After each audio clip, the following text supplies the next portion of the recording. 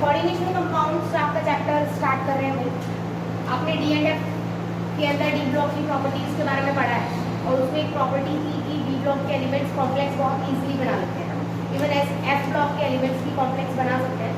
But coordination compound chapter में जो आप पढ़ने वाले हैं वो जनरली किसके पढ़ेंगे, डी ब्लॉक एलिमेंट्स के पढ़ेंगे। ठीक है, तो इस चैप्टर को स्टार्ट करने से पहले थोड़ा सा बेसिक लेते हैं। ठीक है, इसमें हम जनरली सॉल्ट्स के बारे में पढ़ने वाले हैं। तो सबसे पहले मैं आपको ले रही हूँ सिंपल सॉल्ट।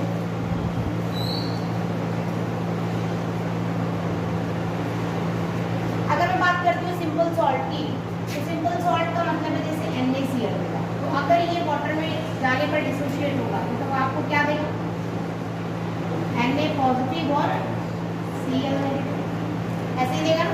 ठीक है, तो वन टाइप ऑफ एनाइन या वन टाइप ऑफ क्या दिया है, कैटाइन दिया है। तो सिंपल सॉल्ट कैसे होंगे, ऐसे सॉल्ट्स जो आपके एक ही टाइप के कैटाइन या एनाइंस दे उन्हें हम क्या बोलते हैं, सिंपल सॉल्ट। ठीक है, तो डेफिनेशन लिखिए बेटा इनकी, दो सॉल्ट्स विच गिव, लिख लीजिए, दो salts which give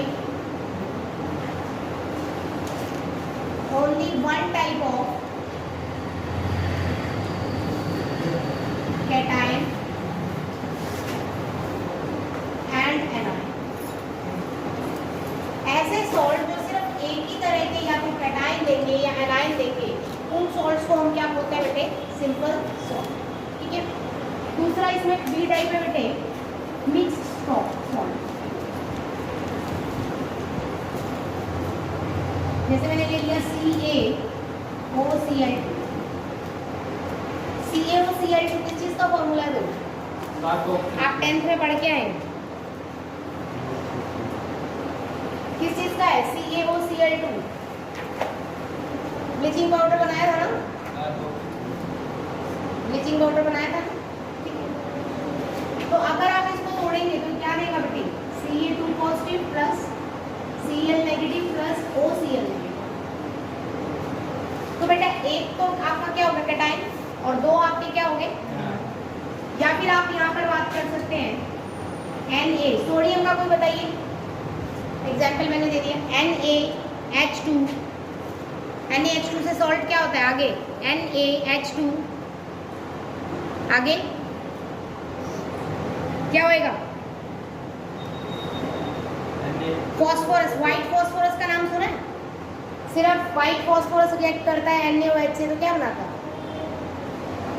NaH2PO4।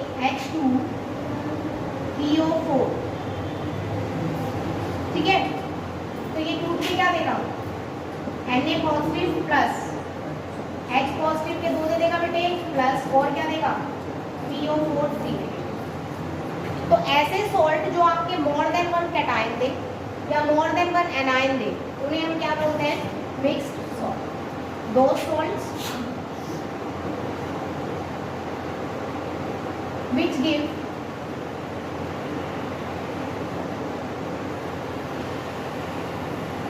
more than one type of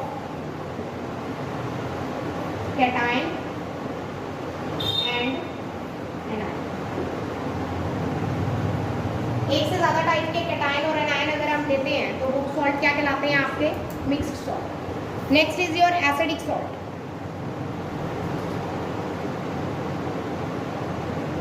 acidic salt क्या होगा,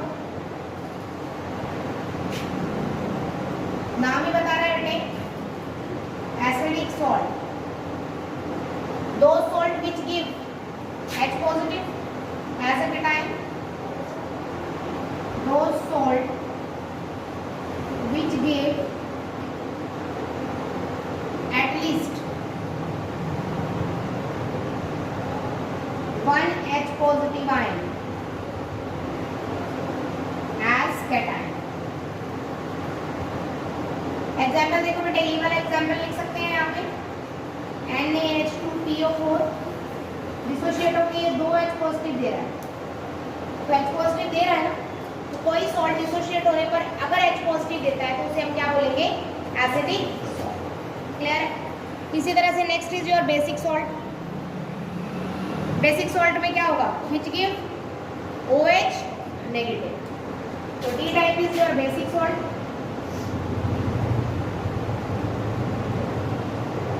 आप लिखेंगे those salt which give at least one OH negative ion. Example CaOHCl हो सकता है ना, CaOHCl एग्जिस्ट कर सकता है। Ca के ऊपर चार्ज कितना होता है 2 पॉजिटिव, Cl पे कितना होता है 1 नेगेटिव, OH पे भी कितना होता है 1 नेगेटिव, तो बैलेंस होके हो जाएगा ना। तो CaOHCl ये डिसोशिएट होके क्या देगा बेटे OH नेगेटिव देगा ना। तो यहाँ पर आपने पहले 4 तरह के सॉल्ट्स पढ़े। सबसे पहले सिंपल सॉल्ट। सिंपल सॉल्ट क्या करेगा, एक ही तरह के कैटायन और एक ही तरह के क्या देगा एनायन देगा।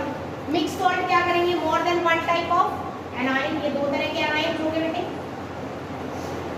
और ये 2 तरह के क्या हो गए बच्चे कैटायन। ठीक है, तो more than one type of anions या more than one type of cations अगर मिले तो आपका कैसा कहलाएगा मिक्स सॉल्ट कहलाएगा। थर्ड मैंने आपको बताया एसिडिक सॉल्ट। बेटा एसिडिक सॉल्ट कौन सा होगा जो आपको डिसोशिएट होके क्या देगा H पॉजिटिव, और बेसिक सॉल्ट कौन सा होगा जो डिसोशिएट होके आपको क्या देगा बेटे OH नेगेटिव।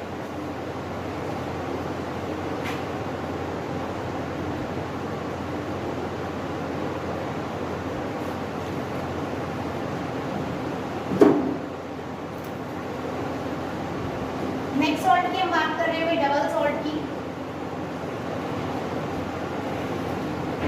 आपने 2 सॉल्ट ले ली बेटे डेफिनेट प्रोपोर्शन में, मतलब 1:1 या 1:2 जो भी आप बनाना चाहते हैं उसके अकॉर्डिंगली आपने एक प्रॉपर प्रोपोर्शन में 2 सॉल्ट्स ले लिए।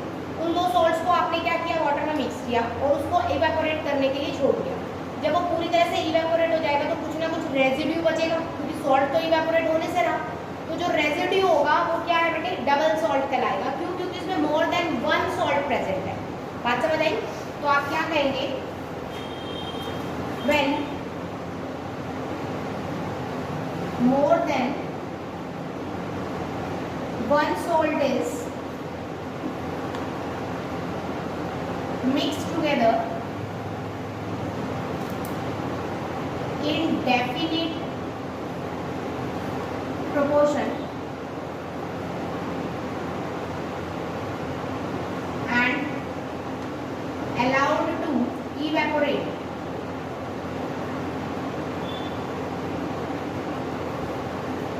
then residue left is called double salt. Example देखिए बेटे इसका, पोटाश आ गई, potash that is K2SO4, alum means Al2SO4 की होल थ्राइस। ठीक है, अब जितने भी एक चीज हमेशा याद रखिएगा, जितने भी डबल सॉल्ट्स की आप यहाँ पर बात कर रहे हैं उन सभी के अंदर आपको एक खास बात याद रखनी है कि आपने वाटर में मिक्स किया है, वाटर को इवेपोरेट किया है, तो वाटर के कुछ ना कुछ मॉलिक्यूल्स तो होंगे ना बेटा। वाटर में मिक्स करके वाटर को इवेपोरेट कर दिया तो वाटर के कुछ मॉलिक्यूल्स तो मिलेंगे ना। तो आपको यहाँ पर याद रखना है .24H2, दैट इज क्या होते हैं ये वाटर ऑफ क्रिस्टलाइजेशन।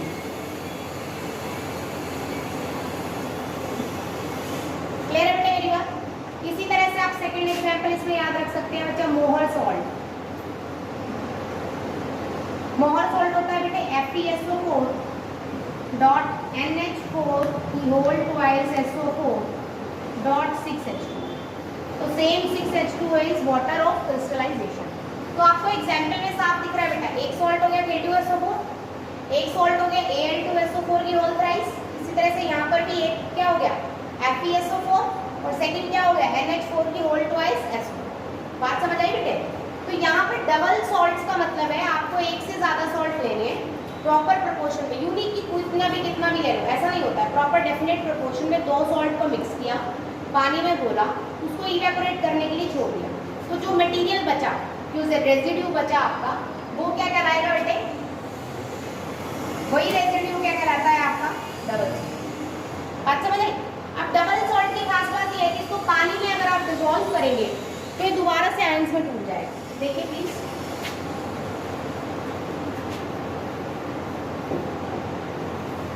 सबसे पहले मैं पोटैश आयन को ले लूँ बच्चा। देखिए प्लीज, K2SO4 डॉट Al2SO4 की होल प्राइस डॉट 24 H2O। हाँ जी बेटा, जब आप इसे पानी में घोलेंगे तो ये अपने पूरे आयंस में टूट जाएगा। पानी में घोलने का मतलब यहाँ हाइड्रोलिसिस की बात हो रही है। किसकी हो रही है? हाइड्रोलिसिस की।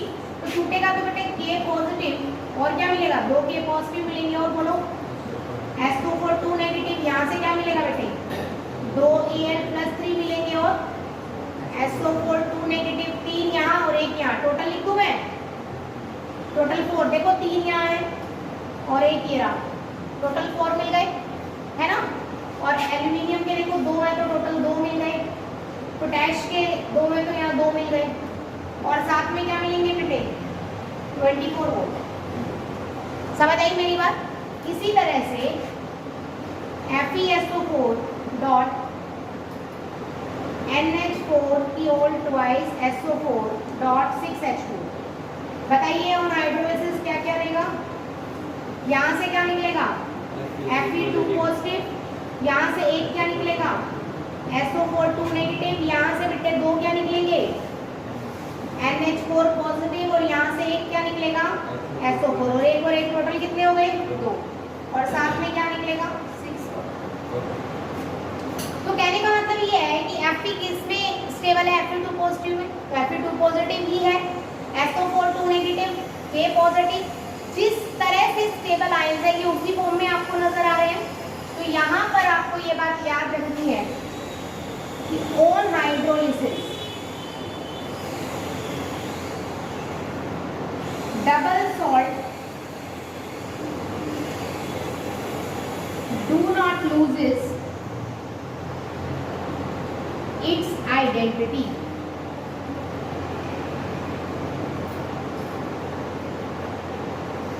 तो आप ये आयंस लिख लीजिए। ऑन हाइड्रोलिसिस आयंस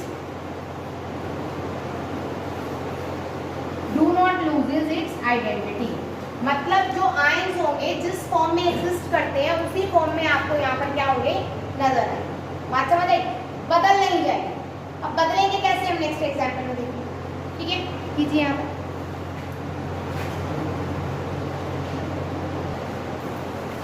नेक्स्ट हम बात कर रहे हैं बेटे कॉम्प्लेक्स सॉल्ट की।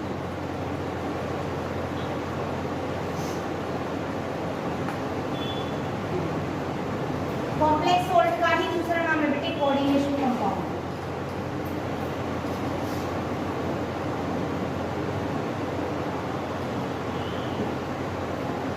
तो ये नाम क्यों पड़े हैं? सबसे पहले ये देखेंगे इनकी खास बात क्या है। दो salts which have at least one complex ion।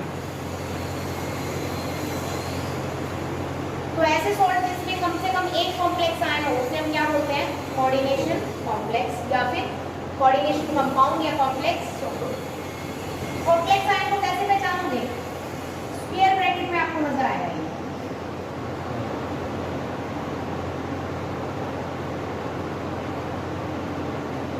इसमें नजर आएगा बेटे स्क्वायर ब्रैकेट।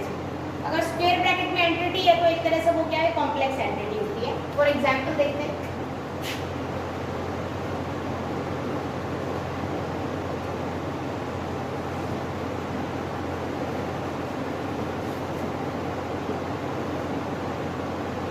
अगर मैं इसको लूं तो आपको दिख रहा है ये वाली एंटिटी जो है बेटे किसमें है?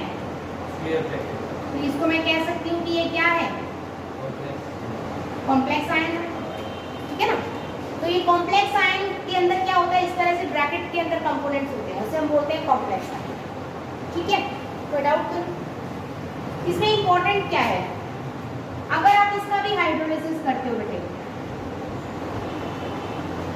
तो ये पूरी तरह से डिसोशिएट नहीं होगा। ये सिर्फ देगा K पॉजिटिव और ब्रैकेट एज इट इज देगा बेटे FeCN6। अब ध्यान K पे +1 होता है, कितने K हैं यहाँ, तो कितना चार्ज हो गया टोटल 4 पॉजिटिव, तो यहाँ पर क्या आ जाएगा बेटे बस। It does not dissociate further, आप ये लिख सकते हैं, it does not dissociate further. एक और जो बात आप इसमें याद रखेंगे, ये जो एंटिटी है इसको मैंने क्या बोला, कॉम्प्लेक्स आयन। कॉम्प्लेक्स आयन के अंदर ये जो एक तो आपका क्या होगा, पहले ये लीजिए, इसको हम क्या बोलेंगे बेटे, सेंट्रल एटम या सेंटर मेटल, जो कि जनरली क्या होता है डी ब्लॉक एलिमेंट होगा। और ये क्या होगी बेटे, इनको बोलेंगे इलेक्ट्रॉन डोनेटिंग स्पीसीज। इनको बोलते क्या है, आगे लेंगे हम, इलेक्ट्रॉन डोनेटिंग स्पीसीज। तो यहाँ पर आपको ये याद रखना है कि centre atom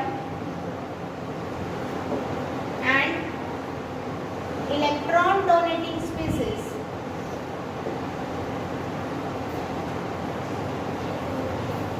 connected by coordinate। जैसे मैंने एग्जांपल लिया बेटे Fe, कितने Cn है 6,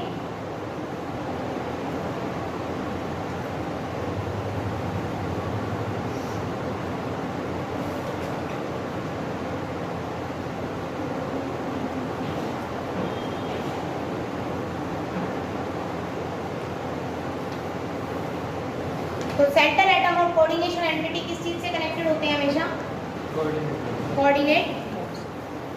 अब सिंपल सी बात है बेटे, ये आगे अगर डिसोशिएट नहीं हो रहा तो क्या ये Fe2 पॉजिटिव देगा, नहीं देगा ना। तो इसका मतलब Fe2 पॉजिटिव ने अपनी आइडेंटिटी को क्या कर दिया, लूज कर दिया। वो अब क्या ये Cn नेगेटिव देगा, नहीं। मतलब ना तो आपको यहाँ क्या नहीं मिलेगा बेटे, Fe2 पॉजिटिव नहीं मिलेगा, और यहाँ पर आपको Cn नेगेटिव भी नहीं मिलेगा। तो इस बात से मैं कह सकती हूँ that ions lost their identity। जो ions है वो अपनी आइडेंटिटी को क्या कर देते हैं, यहाँ पर लूज कर देते हैं। बात समझ आई बेटे, मतलब वो ions की फॉर्म में होते ही नहीं। Fe2 पॉजिटिव नहीं मिल सकता आपको किसी भी हाल में, ऐसा नहीं है कि टूटता नहीं है, बहुत ज्यादा हाई टेम्परेचर होगी तो टूट जाएगी कोऑर्डिनेशन एंटिटी। लेकिन हम यहाँ बात किस चीज की कर रहे हैं, हाइड्रोलिसिस की। हाइड्रोलिसिस करने पर जो टूट जाए, हाइड्रोलिसिस करने पर जो आयंस दे, हाइड्रोलिसिस करने पर जो कॉम्प्लेक्स आयन दे, हमने सारा हाइड्रोलिसिस के बेस पे पढ़ा है। मिक्स्ड में सबसे पहले सिंपल सॉल्ट, हाइड्रोलिसिस करने पर सेम कैटायन सेम एनायन, मतलब one type of anion and one type of cation. Mixed में on hydrolysis two type of cation and two type of anion, या थ्री टाइप ऑफ कैटायन या three type of, means आप कह सकते हो more than one type of cation और anion are present. Third मैंने आपको क्या करवाया, एसिडिक ऑन हाइड्रोलिसिस क्या दे, H positive. Basic on hydrolysis क्या दे, OH negative. Then double salt on hydrolysis क्या दे रहा था, प्रॉपर आयंस दे रहा था, सारे टूट रहे थे ions. And complex salt on hydrolysis पूरी तरह से नहीं टूटता, टेम्परेचर वगैरह दोगे तो देखो टूटेगा ही, कंपाउंड ही तो है, एटम्स में तो अलग अलग हो ही जाएगा। लेकिन यहाँ पर हम सिंपल हाइड्रोलिसिस की बात कर रहे हैं। फर्दर ऑन हाइड्रोलिसिस आप यहाँ लिख सकते हैं प्लीज, अगर आप लोगों को याद ना रहे तो ये प्लीज नोट डाउन कीजिएगा इसे, कि यहाँ पर हम हाइड्रोलिसिस की बात कर रहे हैं। सॉल्ट को हमने डिफरेंट पार्ट्स में क्लासीफाई किया है उसे on the basis of product of their hydrolysis. बात समझ रहे? तो ये अपनी आइडेंटिटी यहाँ पर क्या कर रहे हैं बेटे, लूज कर रहे हैं। तो ये अपनी आइडेंटिटी को क्या कर देते हैं, खत्म कर देते हैं। इनकी अपनी फर्दर कोई आइडेंटिटी नहीं रह जाती, क्योंकि जो कॉम्प्लेक्स आयन है वो फर्दर डिसोशिएट नहीं है।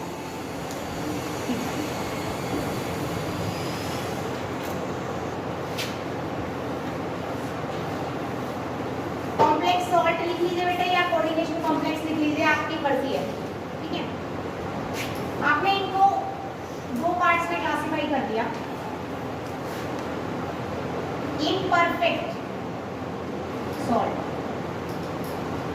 और परफेक्ट सॉल्ट।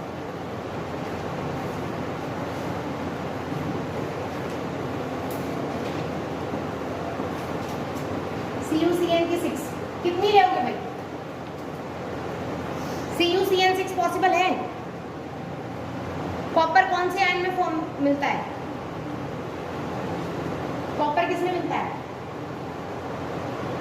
कॉपर की मोस्ट स्टेबल ऑक्सीडेशन स्टेट कितनी है?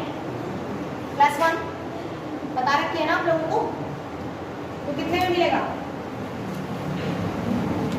मतलब ये चीज कॉम्बिनेशन इस तरह से होना चाहिए कि इसके ऊपर प्लस बनाए ऑक्सीडेशन नंबर। कैसे वो भी बता दूंगी मैं, निकालना सिखा दूंगी, ठीक है। इधर ये मैंने एग्जाम्पल ले लिया किसका? Perfect salt. परफेक्ट सॉल्ट क्या होता है? अगर इसे पानी में घोलूं तो आयंस देगा भाई? बताइए, क्या ये पानी में घुलने पर आयन देगा? कोऑर्डिनेशन स्फीयर आगे फर्दर डिसोशिएट नहीं होता, लिखा हुआ है ना, लिखा हुआ है ना। तो ये तो पक्का है, ये हाइड्रोलिसिस तो करेगा नहीं, क्योंकि ये क्या दिख रहा है आपको? Coordination sphere. इसी तरह से मैंने दूसरा ले लिया बेटे CnP4 3 नेगेटिव। अब यहाँ से CD कितने चार्ज कितना नजर आ रहा है? CD का +1 आ रहा है ना, और CD कितने में होता है? +2 में। कितने में होता है? +2 में। तो इसको क्या लोगे? 4 में से 2 गए, कितना बच गया? +2, ठीक है। तो एक चीज तो दोनों के लिए क्लियर है बेटे कि अगर मैं यहाँ पर वाटर दूं, मैं यहाँ पर वाटर दूं, तो ये हाइड्रोलिसिस नहीं होगी, ये बात तो पक्की है। तभी तो दोनों के दोनों किसके कंपाउंड है? कॉम्प्लेक्स के, क्योंकि कॉम्प्लेक्स सॉल्ट वही होता है जिसका कॉम्प्लेक्स आयन फर्दर पानी में घुलने पर टूटे नहीं। तो ये तो ठीक है, लेकिन अगर मैं इसे H2S में घोल दूं,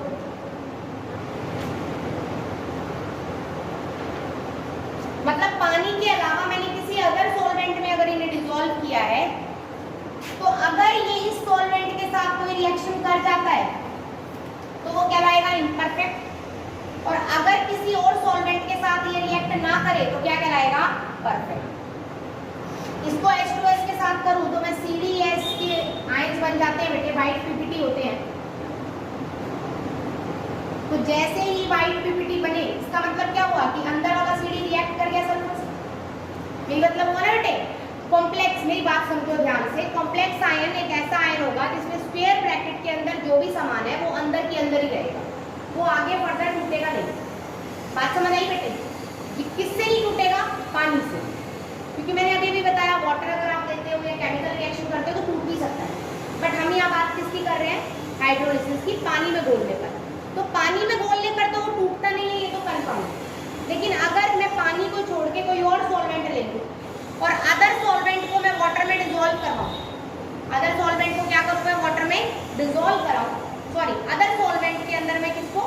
हमारे कॉम्प्लेक्स आयन को डिसॉल्व कराऊँ, इसे या इसे, ठीक है। तो दूसरे सॉल्वेंट के साथ अगर ये डिसॉल्व हो जाए और कुछ बना दे तो क्या कहलाएगा? Imperfect salt. और अगर डिसॉल्व ना होए तो क्या कहलाएगा? परफेक्ट। बात समझ आई? लिखिए इसमें डेफिनेशन, इम्परफेक्ट में लिखिए। इम्परफेक्ट में आप लिख सकते हैं, अगर ये व्हाइट PPT बन गए तो आप ये कह सकते हैं बेटा इसके अंदर CD प्रेजेंट है। तो उसने टेस्ट दे दिया ना, नहीं समझी मेरी बात? CdCN4 2 नेगेटिव आपके पास उसमें है टेस्ट ट्यूब में, आपको पता नहीं है कि ये CdCN2 नेगेटिव है, आपने उसके अंदर थोड़ा सा H2S मिलाया, नीचे व्हाइट PPT बन गए। व्हाइट PPT बनते ही आपको क्या कंफर्म हो गया कि इसके अंदर क्या है? CD कहीं ना कहीं प्रेजेंट है। तो इसने आयन का क्या दे दिया बेटे? टेस्ट दे दिया। तो आप इम्परफेक्ट में लिखेंगे which give test of any ion. किसी भी आयन का अगर टेस्ट देते हैं तो उन्हें हम बोलेंगे इम्परफेक्ट सॉल्ट। दूसरी बात करते हैं परफेक्ट सॉल्ट की, तो which does not give test of any ion. अगर किसी आयन का टेस्ट नहीं देते तो उन्हें हम क्या बोलेंगे बेटे? Imperfect salt, sorry perfect salt. समझ आई बात बेटे? क्लियर हुआ है मोहित? पक्का? तुमने D&F नहीं किया ना तो थोड़ा सा तुम्हें प्रॉब्लम हो सकती है, इसलिए तुम साथ के साथ पूछ लेना, कुछ भी समझ नहीं आया वहीं पूछना मुझसे। समझ आया यहाँ तक अच्छे से? पक्का? नेक्स्ट लिखिए बेटे, कर लिया ये?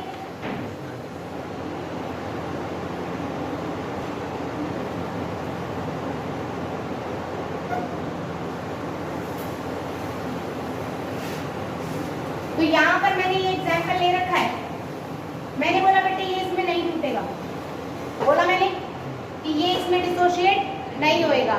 तो अगर किसी और सॉल्वेंट के डालने से भी डिसोशिएट ना हो तो ये कैसा बन गया? परफेक्ट, क्योंकि ये अपने अंदर प्रेजेंट आयंस की टेस्टिंग नहीं करने देगा। मतलब मेरे अंदर जो प्रेजेंट है मैं बताऊंगा नहीं मुझमें क्या है, तो वो कॉम्प्लेक्स हो गया। क्या बोलते हैं? सिंपल बंदा है। मतलब सिंपल बंदा मतलब जो भी मन में चल रहा है, जो भी है, इसके बारे में पता लगाया जाए। क्या मतलब बहुत ज्यादा ना कॉम्प्लेक्स बंदा है यार। कॉम्प्लेक्स बंदा मतलब कि उसके अंदर क्या चल रहा है क्या नहीं कुछ पता ना चले, ना नाम है कॉम्प्लेक्स आयन। कि इस स्फीयर के अंदर जो आयंस है वो अपना टेस्ट नहीं देंगे, पता ही ना चले कि क्या प्रेजेंट है क्या प्रेजेंट नहीं। बात समझ गई? क्लियर हुई बात मेरी? नेक्स्ट हेडिंग बनाइए बेटे, सम इंपॉर्टेंट डेफिनेशन।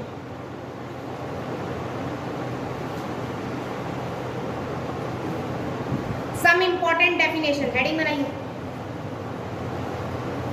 सबसे पहले मैं आपको करा रही हूँ इसमें कोऑर्डिनेशन स्फीयर।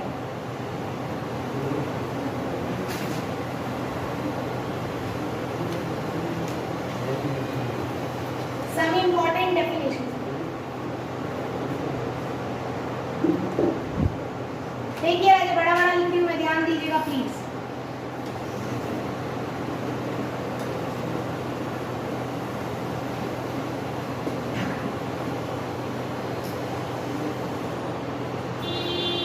ये नहीं है मैंने, ध्यान दीजिए प्लीज इधर। सबसे पहली टर्म मैं आपको एक्सप्लेन कर रही हूँ, कोऑर्डिनेशन स्फीयर।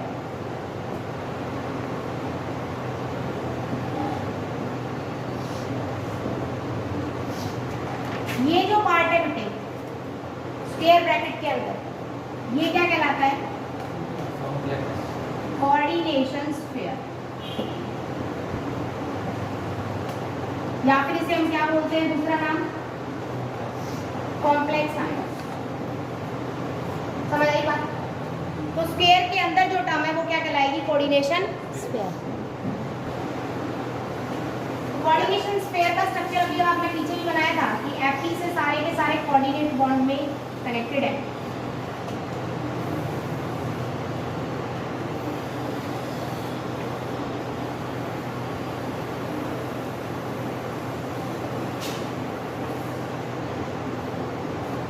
जिस तरह से बेटे, तो कोऑर्डिनेशन स्फीयर में आप बोल सकते हो कि सेंट्रल एटम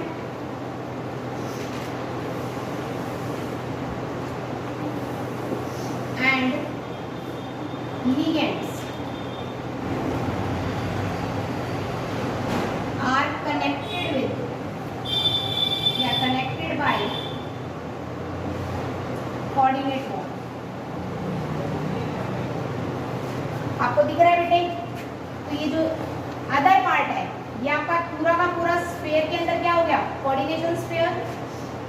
इसको मैं बोलूंगी बेटे सेंटर एटम या सेंट्रल मेटल, आपकी मर्जी है, ठीक है। ये जो पार्ट जो मेटल के साथ जुड़ा हुआ है इसे मैं बोलूंगी बेटे लिगेंड्स।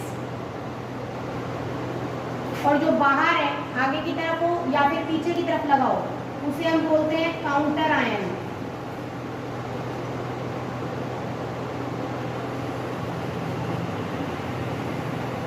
ठीक है, तो लिगेंड्स आपके क्या होंगे? सेंटर एटम के अलावा स्क्वायर ब्रैकेट के अंदर जितना भी कुछ आपको नजर आए वो सभी लिगेंड्स हैं। अभी डेफिनेशन हम लिगेंड्स की करने वाले हैं। तो ये लिगेंड्स है बेटे। डी ब्लॉक का एटम जो आपको नजर आए मेटल वो आपका सेंटर एटम। स्क्वायर के अंदर वाली सारी चीज कहलाएगी कोऑर्डिनेशन स्फीयर, और बाहर वाला क्या कहलाएगा? काउंटर। दूसरा इसमें बेटे central metal.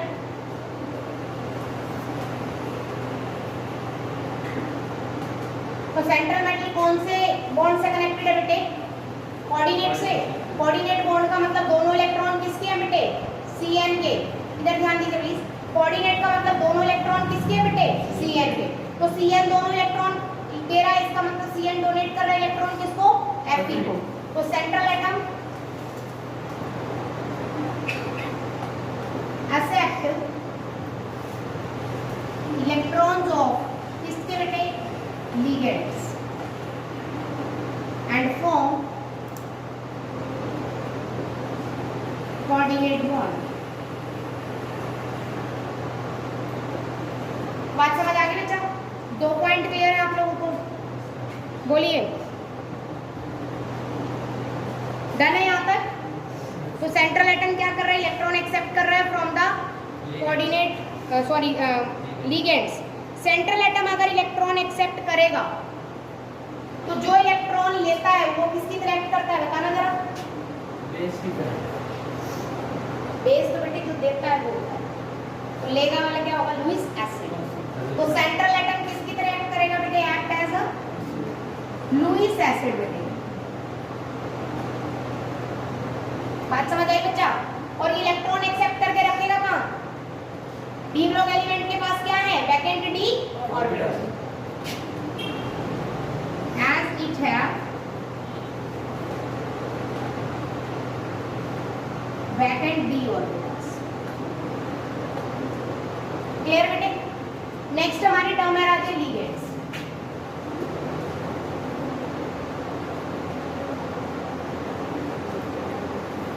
Donate electron to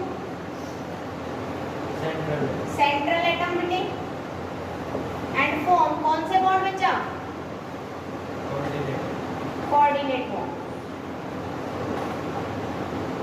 पहला पॉइंट क्लियर है इसका? बिहेव एज अ, क्योंकि इलेक्ट्रॉन दे रहा है, देने वाला क्या होता है? Behave as a, correct, Lewis base.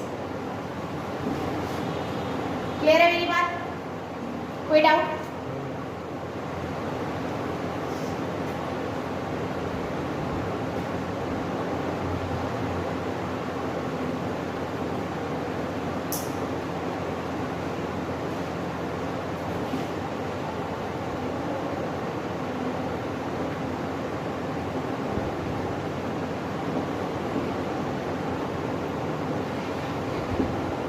Next हमें बेटे कोऑर्डिनेशन नंबर।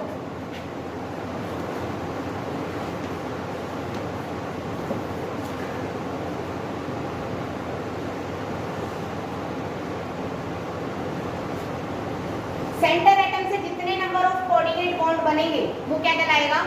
Coordination number. तो कोऑर्डिनेट बॉन्ड हमेशा कौन सा होता है? सिग्मा या पाई? सिंगल बॉन्ड हमेशा कौन सा होता है? सिग्मा। तो जहां पर कोऑर्डिनेट सिंगल की तरह एक्ट करे वहां पर क्या होता है? सिग्मा। अब ऐसा नहीं है कि कोऑर्डिनेट हमेशा सिंगल ही एक्ट करता है, लेकिन अगर एक बॉन्ड बन रहा है तो वो हमेशा सिग्मा ही काउंट होगा।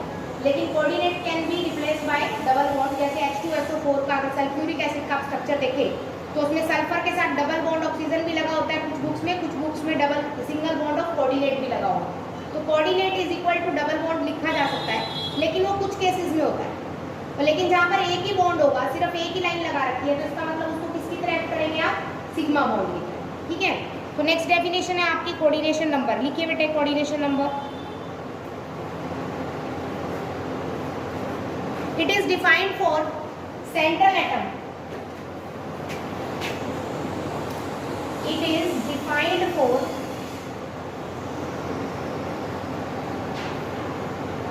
सेंट्रल एटम, और होगी क्या बेटे ये? It is the number of sigma bonds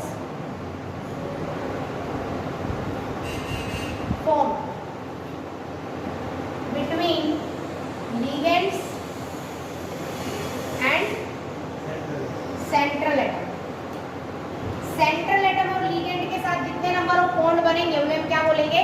coordination number. तो यहाँ कितने हैं? 1 2 3 4 5 और 6। तो यहाँ पर कोऑर्डिनेशन नंबर कितना हो जाएगा बेटे? कुछ एग्जांपल्स और देखते हैं। एग्जांपल लेते हैं बेटे। NiCO4 AgCN2S,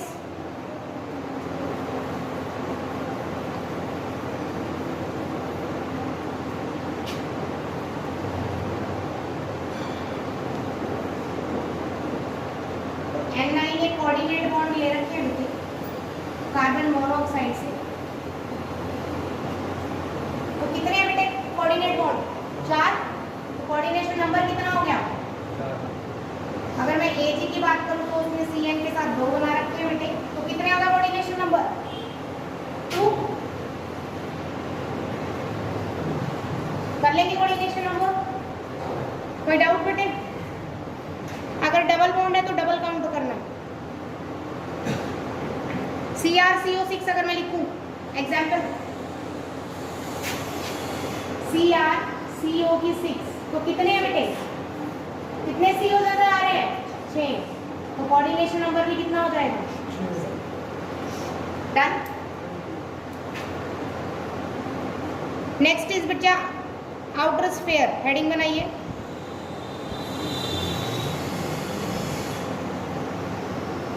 outer sphere,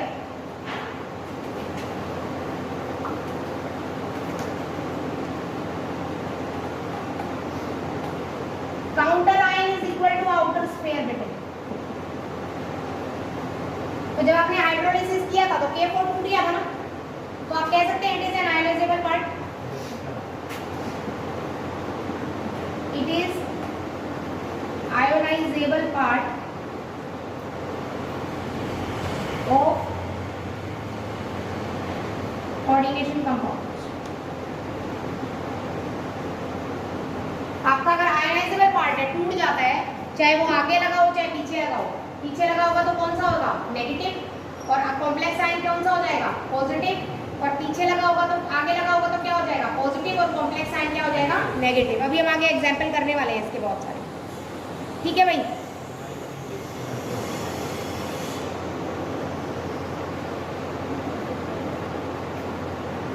next heading बनाइए बेटे, oxidation number.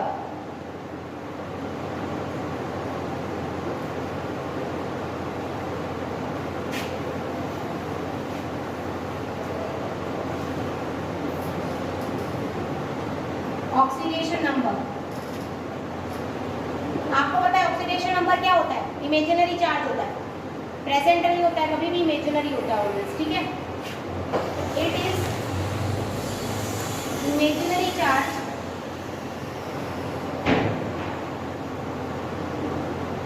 Present on centre atom when all ligands are removed।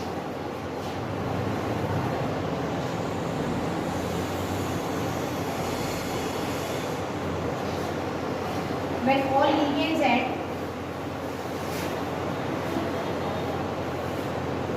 counter ion are removed। ये सब कुछ आप रिमूव कर देते हैं तो जो चार्ज प्रेजेंट होगा उसे हम बोलेंगे ऑक्सीडेशन नंबर। ध्यान से देखिए बेटे, FeCN6 आपको नजर आ रहा है यहाँ पर, ठीक है। यहाँ मैंने K4 लिखा, सबसे पहले तो K4 को हटाना है, तो ये दे देगा K पॉजिटिव चार्ज और FeCN6 पे 4 नेगेटिव। यहाँ पर समझने वाली बात है, ध्यान से देखिए प्लीज। K पॉजिटिव हमेशा, K हमेशा किसमें डिसोशिएट होता है, K पॉजिटिव में। K हमेशा किसमें होता है, K प्लस, S ब्लॉक का है ना बेटे फर्स्ट का, तो और कितने हैं K, 4 है, तो आगे 4K पॉजिटिव आ गया। बात समझ आई, 4 पॉजिटिव बेटा इस पूरे इसमें चार्ज कितना दे देगा, 4 नेगेटिव। यहाँ तक बात समझ आ गई, ठीक है। अब यहाँ से अगर मैं ये सारे CN भी हटा दूं, देखिए मैंने 6 CN लगाए हैं, कोऑर्डिनेट ही है बेटे बॉन्ड, ये मैंने सिंगल से रिप्रेजेंट किया, कोई बात नहीं। इसके ऊपर ऑलरेडी कितना चार्ज है बेटे, -4। यहाँ से हटाइए, किस में जाएगा, -1 में। CN हटेगा, किस में जाएगा, -1 में। CN पे -1 होता है, -1 और -1। बात समझ आई, कितने -1 गए हैं, 6, तो Fe पे कितना आ जाएगा बेटे, +6। -4 ऑलरेडी प्रेजेंट है, तो कितना आ गया, +2। बात समझ आई बेटे, कोई डाउट तो नहीं है। तो इसको आप इजीली कैलकुलेट भी कर सकते हैं, ठीक है। वो हम कल देखते हैं कैसे कैलकुलेट करना है, ठीक है। ऑक्सीडेशन नंबर को एंड में थोड़ा सा दोबारा लेंगे, कल कैलकुलेट करना सिखा देते हैं, ठीक।